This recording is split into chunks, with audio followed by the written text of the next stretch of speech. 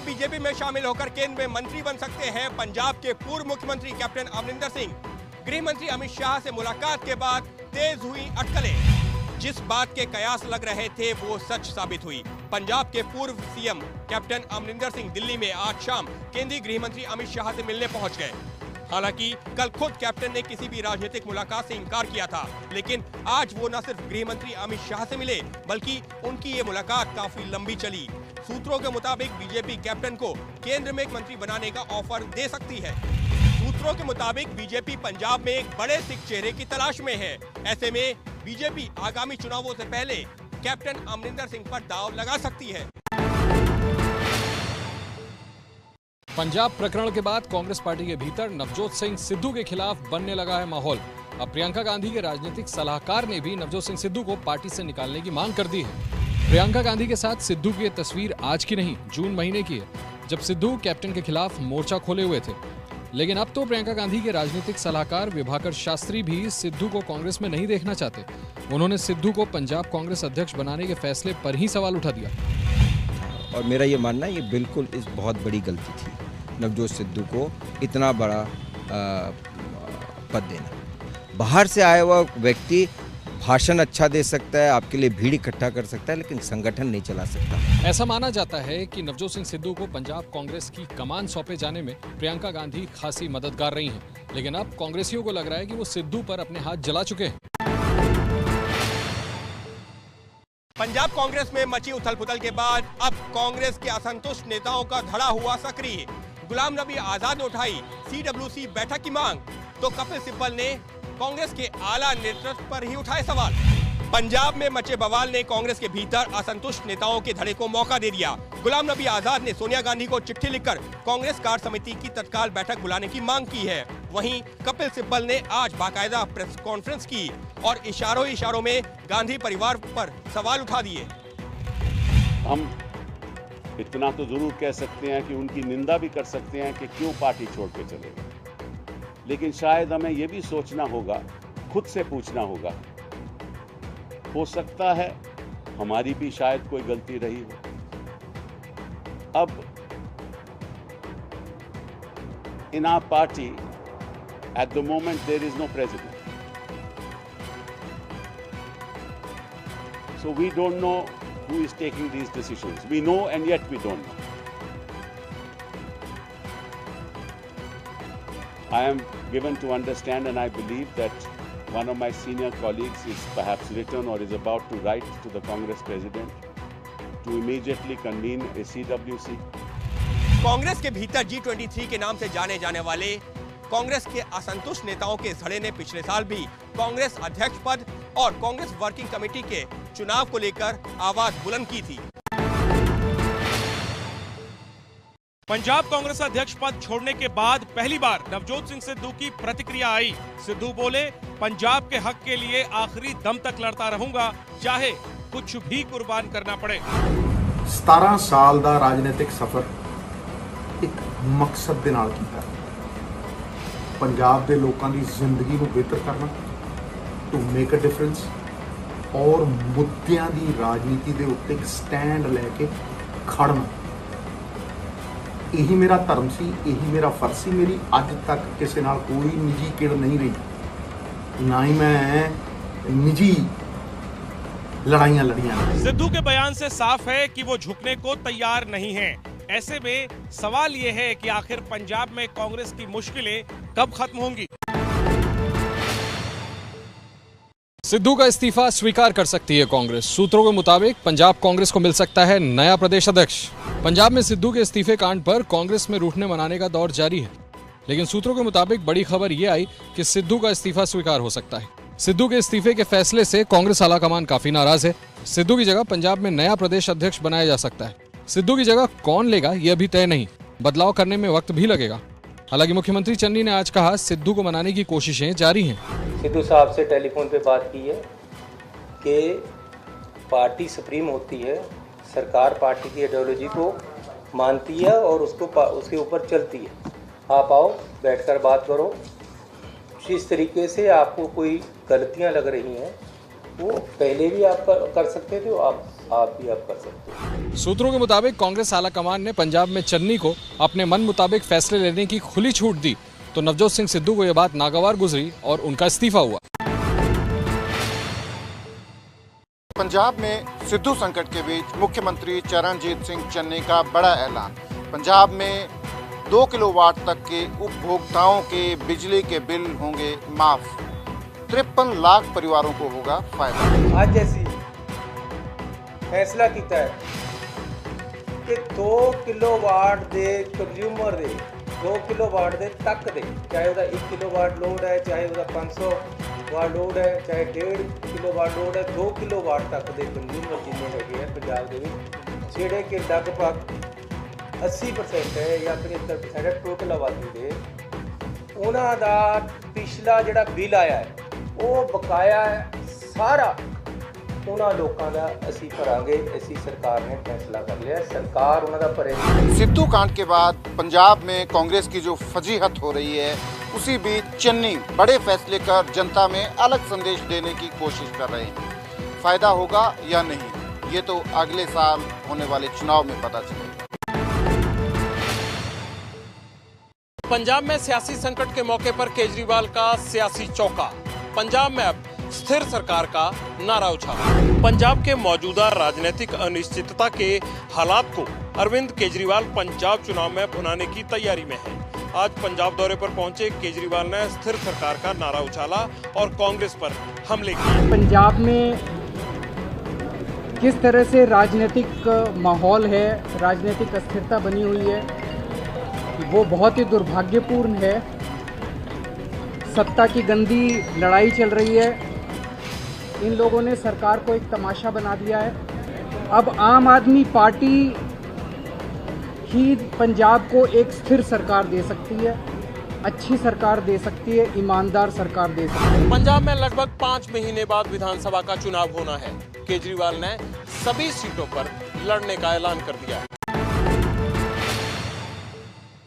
नवरात्रि के पहले दिन केदारनाथ धाम जाएंगे प्रधानमंत्री नरेंद्र मोदी।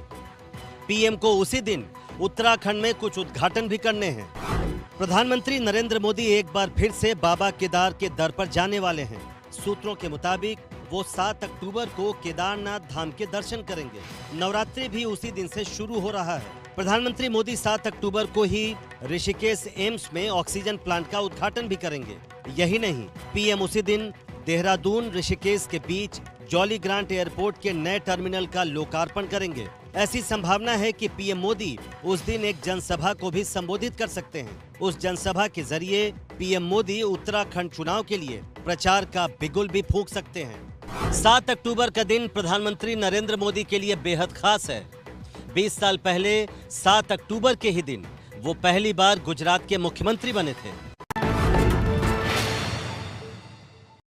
भारत के निर्यात को एक ऊंची छलांग, एक बड़ी छलांग देने के लिए भारत सरकार विशेष काम कर रही है, विशेष योजनाएं ला रही हैं। इस पर बात करने के लिए हमारे साथ खुद वाणिज्य मंत्री पीयूष गोयल हैं। सर, तो आज 4,400 करोड़ ईसीजीसी में, 1,650 करोड़ एनईआईए ट्रस्ट में जो प्रोजेक्ट फाइनेंस करते हैं और प्रोजेक्ट इंश्योरेंस पॉलिसी देते हैं, ये दोनों मिलाएं तो इसके 20 गुना इंश्योरेंस कवर देने की क्षमता इन दोनों कंपनी की बढ़ जाएगी। यानी 88,000 करोड़ ईसीजीसी और 33,000 करोड़ एनईआईए। 88,000 करोड़ 3-4 बार घूमता है। जब पैसा तो 3 महीने में आ गया तो नया एक्सपोर्ट होता है, तो लगभग 3 लाख करोड़ तक के एक्सपोर्ट को ये लाभ देगा। उसके इंश्योरेंस कवर निकाल पाएंगे, उस पे बैंक से लोन मिल पाएगा निर्यातकों को। जनगणना जातिवार पर अब भी कायम है बिहार के सीएम नीतीश कुमार। नीतीश कुमार ने इस मुद्दे पर जल्द ही सर्वदलीय बैठक बुलाए जाने की बात कही है।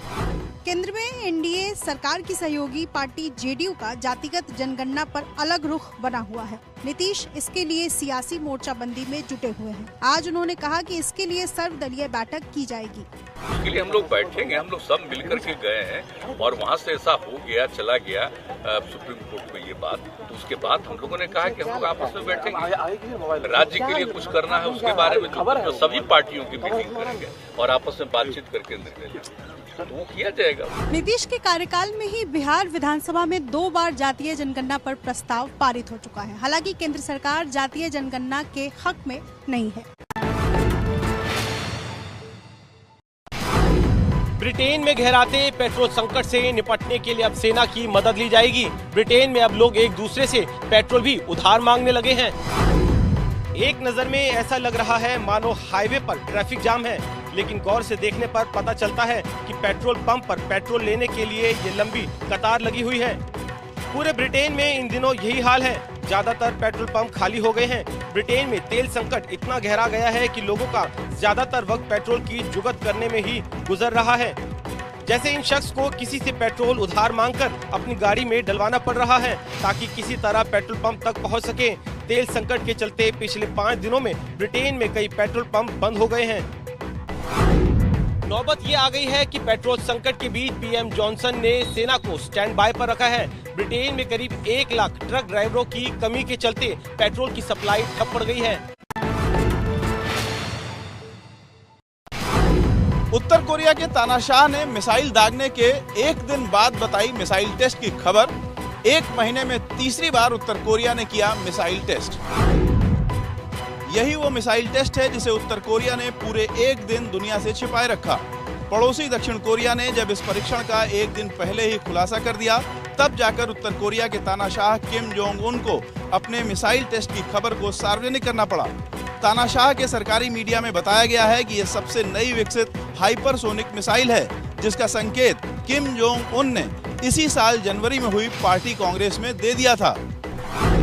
इस मिसाइल टेस्ट के दौरान उत्तर कोरिया के तानाशाह किम जोंग उन के मौजूद रहने की खबर नहीं है, लेकिन यह मिसाइल टेस्ट चीन की सीमा से लगते एक दूर दराज इलाके में हुआ है। अभिनेता रणबीर कपूर के जन्मदिन के मौके पर यशराज फिल्म ने जारी किया उनकी आने वाली फिल्म शमशेरा का पोस्टर। लंबे लंबे बाल, आंखों में गुस्सा और चेहरे पर तेज, ये रणबीर कपूर की आने वाली फिल्म शमशेरा का फर्स्ट लुक है, जिसमें रणबीर एक बिल्कुल अलग अंदाज में नजर आ रहे हैं। शमशेरा का ये पोस्टर यशराज फिल्म ने रणबीर कपूर के 39वें जन्मदिन के मौके पर जारी किया। बता दें कि ये फिल्म एक डकैत ड्रामा है, जिसमें रणबीर कपूर एक डकैत के रूप में नजर आएंगे। ये फिल्म पिछले साल ही रिलीज की जानी थी, मगर कोरोना से उपजे हालात के चलते ऐसा नहीं हो पाया था। फिल्म में वाणी कपूर और संजय दत्त भी अहम रोल्स में नजर आएंगे। फिल्म 18 मार्च 2022 को देश भर के सिनेमा घरों में रिलीज की जाएगी। महाराष्ट्र में सिनेमा घरों के खुलने के ऐलान के बाद यशराज फिल्म ने जिन 4 बड़ी फिल्मों को रिलीज करने की घोषणा की थी, उसमें से शमशेरा भी एक है।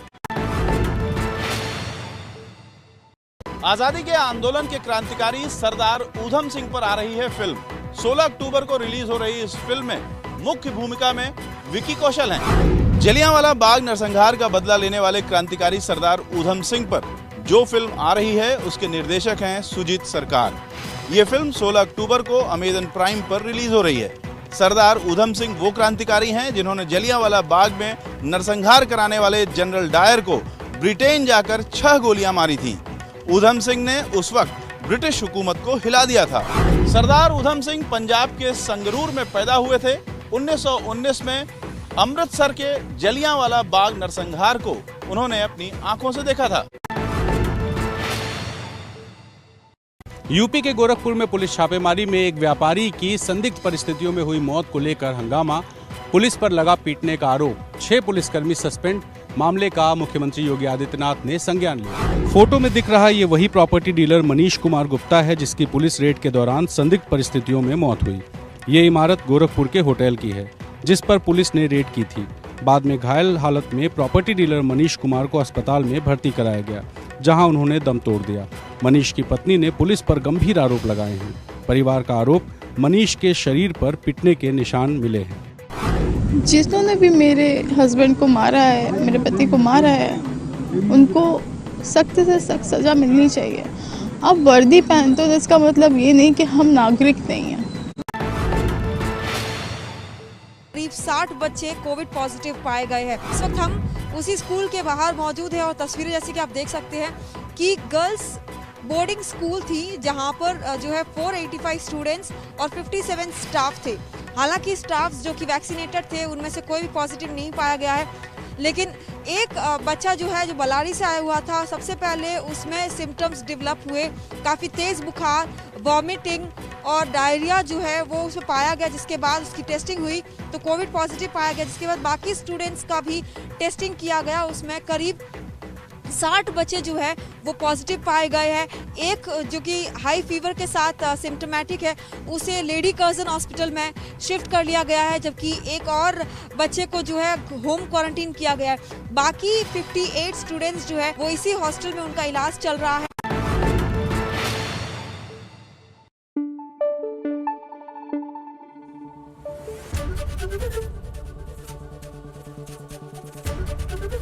एबीपी न्यूज आपको रखे आगे।